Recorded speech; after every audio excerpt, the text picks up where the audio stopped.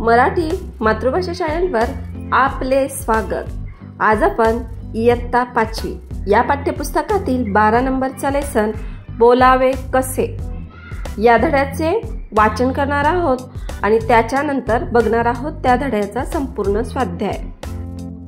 मुलांनो, या पाठामध्ये आपल्याला 2 प्रसंग दिलेले आहेत आणि या प्रसंगावरून आपल्याला गुड मॅनर्स शिकवले आहेत। आपण कसे बोलले पाहिजे, आपलं आचरण कसं ठेवलं पाहिजे ते आपल्याला यातून शिकायला मिळणार आहे। इथे खाली काही चित्र दिलेले आहेत, ते चित्र पहा। त्या चित्रावरूनच आपल्याला हा लेसन समजून घ्यायचा आहे।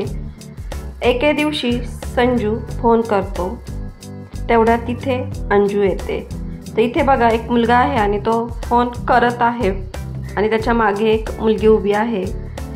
तर तिचं नाव आहे अंजू आणि फोन करत आहे तो आहे संजू। आणि तो कुणाला तरी फोन करत आहे आणि फोन करून तो काय बोलतोय, हॅलो काका, मी संजू बोलतोय। अहो, हा चुकीचा नंबर लागला आहे। तर इथे संजूने त्याच्या काकाला फोन लावलेला असतो, पण त्याचा नंबर चुकीचा लागलेला असतो।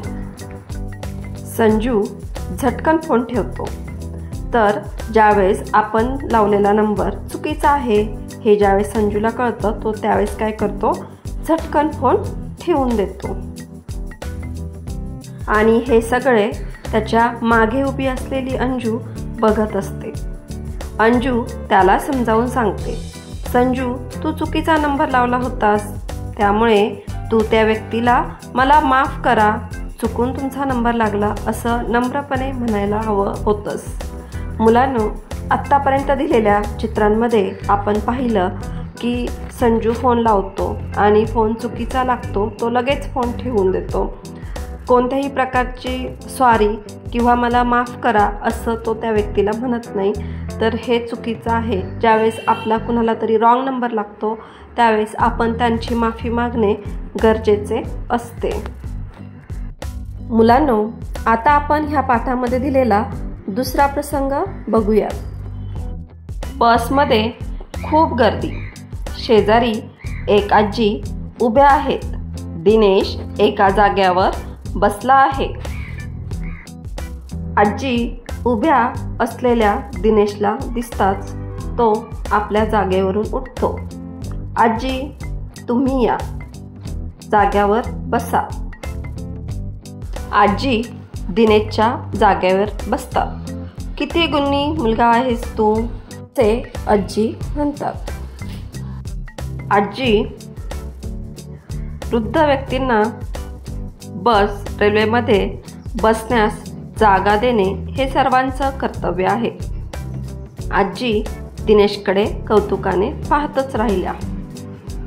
तर इथे दिनेश आजीला म्हणत आहे की वृद्ध व्यक्तींना बस रेल्वेमध्ये बसण्यास जागा देणे हे सर्वांचं कर्तव्य आहे।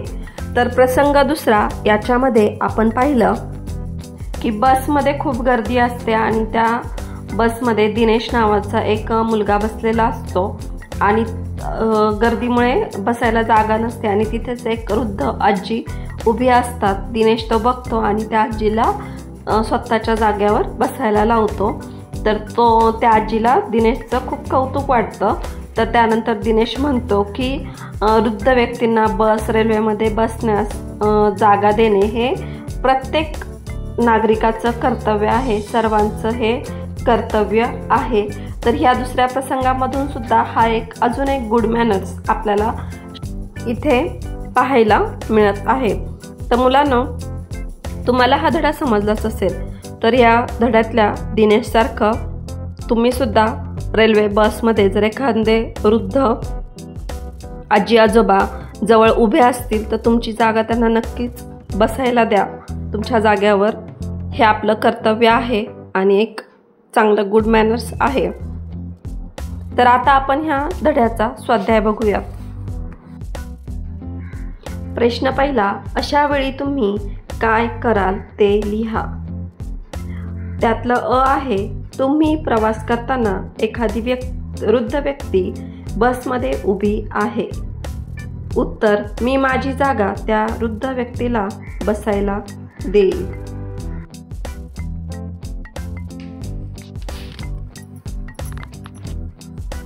आ. लहान मूल कडेवर घेऊन एक काकू बसमध्ये उभ्या आहेत. उत्तर, मी माझी स्वतःची जागा तिला देईल.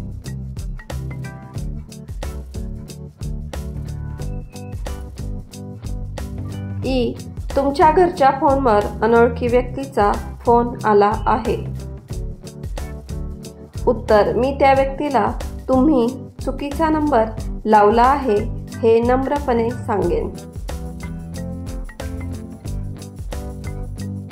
ई.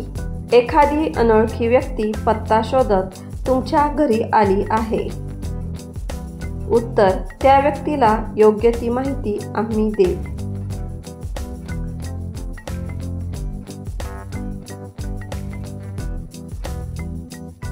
उ. तुमच्या शाळेतील एखादा अपंग विद्यार्थी तुमच्या घराजवळ राहतो. उत्तर, मी त्याला शाळेत घेऊन जाईल.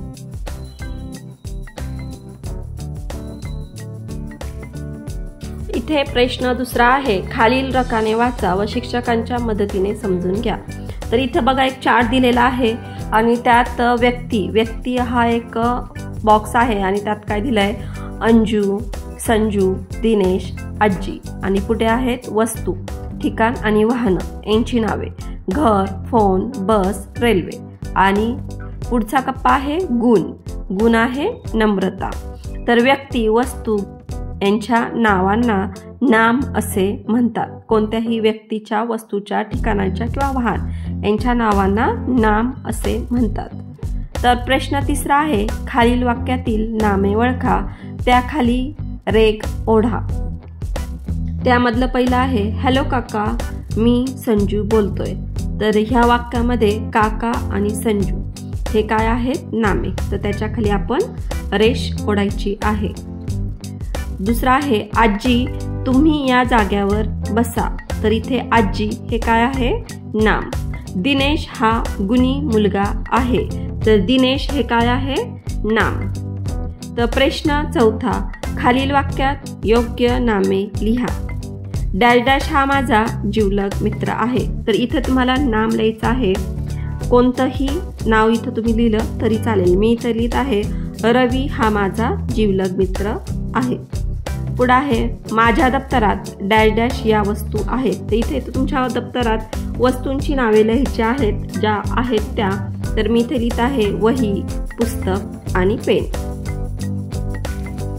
तर मुलांनो, तुम्हाला हा धडा समजलाच असेल आणि स्वाध्यायही समजलाच असेल. तर अशाच नवनवीन व्हिडिओंचा अभ्यास करण्यासाठी आपल्या मराठी मातृभाषा या चॅनलला लाईक, शेअर, सबस्क्राईब नक्की करा. थँक्यू.